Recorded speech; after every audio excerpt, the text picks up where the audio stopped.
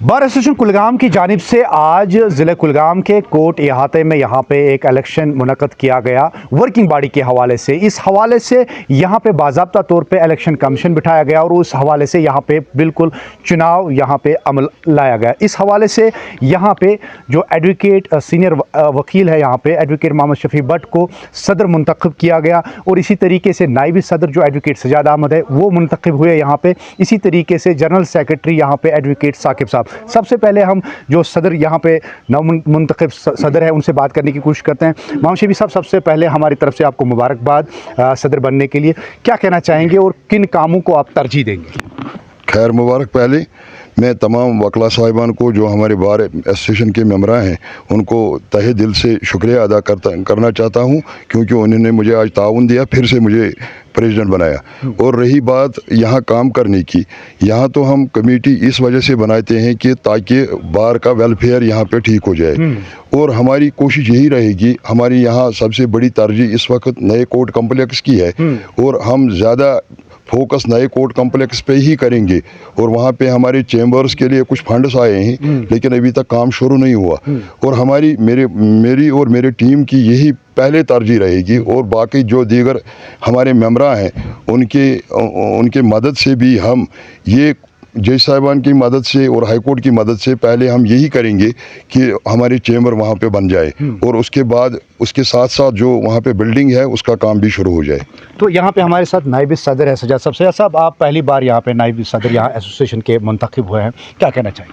I am very thankful to all of you. I am indebted to all the bar members of Bar Association Kulgam who has voted in favor of me, and I have been elected as Vice President for the Bar Association Kulgam.